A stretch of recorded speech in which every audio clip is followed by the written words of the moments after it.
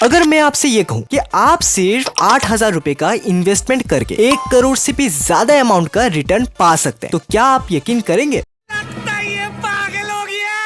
नहीं भाई साहब, मैं कोई पागल नहीं हूँ और ना मैं आपको किसी स्टॉक मार्केट में पैसा डालने को बोल रहा हूँ। इवन मैं तो गवर्नमेंट की ऐसी स्कीम के बारे में बात कर रहा हूँ जिसे इंडिया के सबसे सेफेस्ट इन्वेस्टमेंट ऑप्शन में से मोस्ट पॉपुलर ऑप्शन माना जाता है। जी हाँ, हम बात कर रहे हैं पीपीएफ अकाउंट के बारे में। इस नाम को आपने कहीं ना कहीं पे तो सुना ही होगा। तो आखिर ये पीपीएफ एक्चुअली में है क्या वाकई में पीपीएफ हमें कुछ ही सालों में करोड़पति बना सकता है? तो अगर आपको पीपीएफ के बारे में कंप्लीट नॉलेज चाहिए तो इस वीडियो को एंड तक जरूर देखिएगा, क्योंकि इस वीडियो पे हम पीपीएफ होता क्या है सिर्फ इसके बारे में नहीं, बल्कि पीपीएफ किस तरह से आपको फाइनेंशियल फ्रीडम दिलवा सकता है, पीपीएफ से हमें क्या बेनिफिट्स मिलता है, पीपीएफ में हम मिनिमम कितने अमाउंट का इन्वेस्टमेंट कर सकते हैं, एंड अगर हम 8,000 रुपए इन्वेस्ट करते भी है तो कितने टाइम में हमें 1 करोड़ का रिटर्न मिल सकता है। इन सब चीजों के बारे में हम बात करेंगे। सो वीडियो को एंड तक जरूर देखिएगा। एंड अगर आप हमारे इस चैनल पे नए हैं तो चैनल को सब्सक्राइब जरूर कीजिएगा, क्योंकि फाइनेंस से रिलेटेड इसी तरह के वीडियोस अक्सर हम आपके लिए लाते रहते हैं।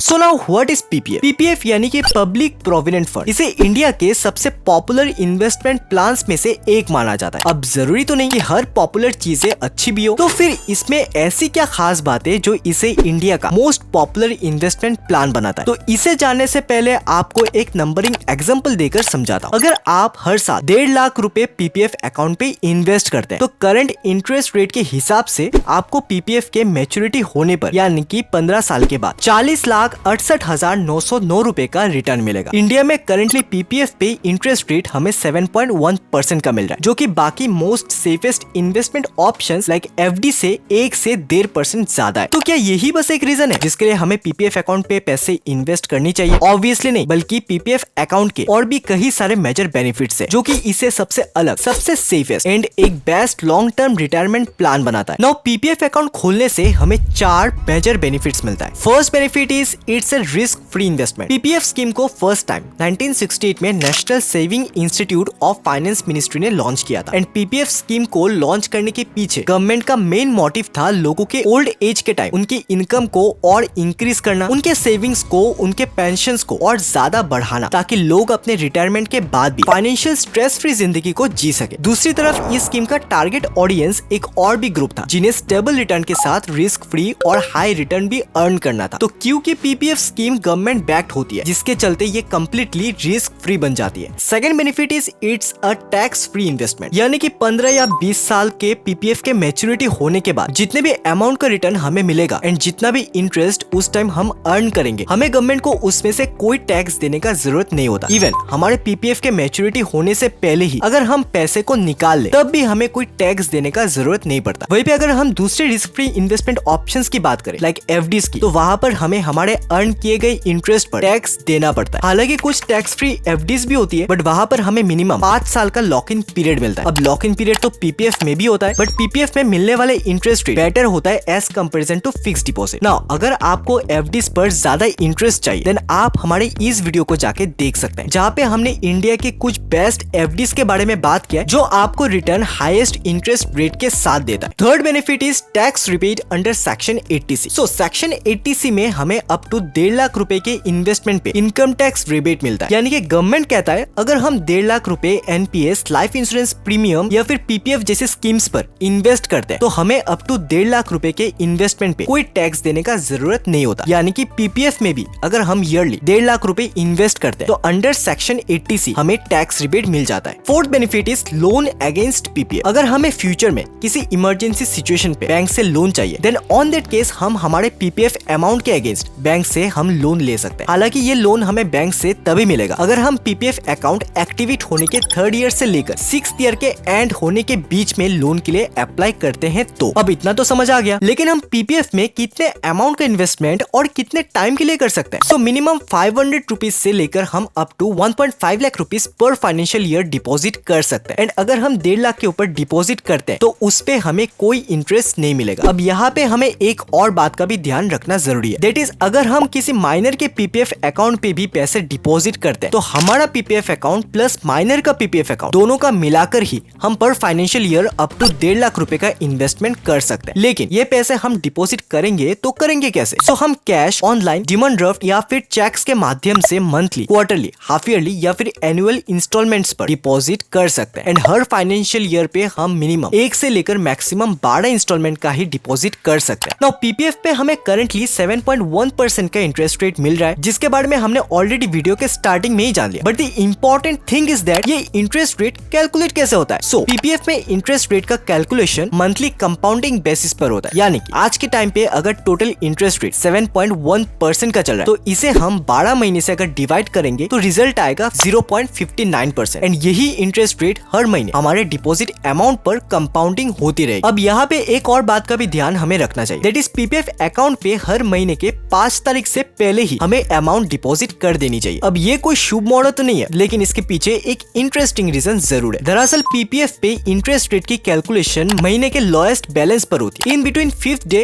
And at the end of the month. मतलब अगर हम हर महीने के 5 तारीख के पहले ही अमाउंट को पीपीएफ में डिपॉजिट कर देते तो हमें उस अमाउंट पर भी इंटरेस्ट मिलेगा। फॉर एग्जाम्पल, अगर 1 अप्रैल तक आपका पीपीएफ अकाउंट बैलेंस 20,000 तक का एंड अगर आप 8 अप्रैल को एडिशनल 5,000 और डिपॉजिट करवाते देन 5th से लेकर एंड ऑफ द मंथ के लोएस्ट बैलेंस यानी कि आपके 20,000 रुपए पर ही इंटरेस्ट रेट कैलकुलेट होगा, ना कि 25,000 में। वहीं पे अगर आप 5,000 के एडिशनल डिपॉजिट 5th अप्रैल के पहले ही कर देते तो आपका इंटरेस्ट 25,000 के बैलेंस पर ही कैलकुलेट किया जाएगा। Now let's talk about the maturity period of PPF account. So PPF को शॉर्ट टर्म इन्वेस्टमेंट तो नहीं है, बल्कि ये एक लॉन्ग टर्म इन्वेस्टमेंट है एंड दैट्स व्हाई यहाँ पे हमें मिनिमम 15 साल तक इन्वेस्टमेंट करना होता है। साथ में यहाँ पे हमें 5-5 साल का एक्सटेंशन भी मिलता है। सो ब्लॉक ऑफ ईयर्स में हम इस पीरियड को एक्सटेंड भी करवा सकते हैं। तो यहाँ पर मैच्योरिटी को लेकर एक पॉइंट है जिसे ज्यादातर लोग मिस कर जाते हैं एंड दैट इज ये जो 15 इयर्स ऑफ मैच्योरिटी पीरियड है, ये total 15 years of financial years होती है। यानी कि सपोज अगर आपने अगस्त 2024 में पीपीएफ अकाउंट पे इन्वेस्टिंग करना स्टार्ट किया देन 2024-25 का फाइनेंशियल ईयर काउंट नहीं होगा, बल्कि आपका एक्चुअल पीरियड जो स्टार्ट होगा वो होगा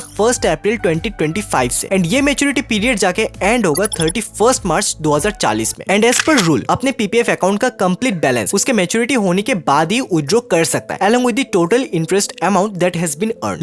लेकिन अगर हमें कभी पैसों की सख्त जरूरत पड़ जाए एंड उस सिचुएशन पे अगर हम प्रीमेच्योर विथड्रॉल करना चाहते हैं, यानी कि 15 साल के पहले ही अपने पीपीएफ से पैसे निकालना चाहते हैं, तो क्या ये पॉसिबल है? सो या it's possible but under partial withdrawal system. लेकिन ये परमिशन भी 2 कंडीशन के साथ आता है। द फर्स्ट कंडीशन इज हमें अपने पीपीएफ अकाउंट पे एटलीस्ट 6 साल तक के लिए कंट्रीब्यूशन तो देना ही पड़ेगा एंड पीपीएफ अकाउंट पे 4th फाइनेंशियल ईयर तक हमारा जो भी अमाउंट का बैलेंस रहेगा बस उसका ही 50% हम विथड्रॉ कर सकते हैं। एंड आगे जाके अगर हमें फिर से विथड्रॉ करने का जरूरत पड़े तो हम हर फाइनेंशियल ईयर पे सिर्फ एक ही विथड्रॉल लगा सकते हैं। हमें पैसों की सख्त जरूरत है, लेकिन दूसरी तरफ हम अपने पीपीएफ अकाउंट को प्रीमेच्योरली विथड्रॉ भी नहीं करना चाहते। सो ऑन दैट केस हम अपने पीपीएफ अमाउंट के अगेंस्ट लोन भी ले सकते हैं। बट अगेन यहाँ पे भी 3 कंडीशन है। पहला कंडीशन ये है कि हमारा जो लोन अमाउंट है वो हमारे last month of PPF balance का मैक्सिमम 25% तक का ही हो सकता है। फॉर एग्जाम्पल, अगर लास्ट मंथ पे हमारा पीपीएफ बैलेंस 5 लाख रुपए का था तो हमें उसका मैक्सिमम 25% यानी कि 6.25 लाख का ही लोन मिल सकता है। सेकंड कंडीशन इज हमने जितने भी अमाउंट का लोन अपने पीपीएफ के अगेंस्ट में लिया है उसे 36 मंथ्स यानी कि 3 साल में रिपे करना ही पड़ेगा along with 1% of interest rate per annum. And अगर आप टाइमली रिपेमेंट नहीं करते देन आपके लोन पे 1% ऑफ इंटरेस्ट की जगह 6% ऑफ इंटरेस्ट रेट जुड़ जाएगा। अब बात करते हैं कि पीपीएफ अकाउंट को कौन कौन और कहां पे जाकर खोल सकता है। सो कोई भी resident Indian individual PPF account को खोलने के लिए एलिजिबल है एंड आप अपने नाम पे बस एक ही अकाउंट खोल सकते हैं। यानी कि अगर आपने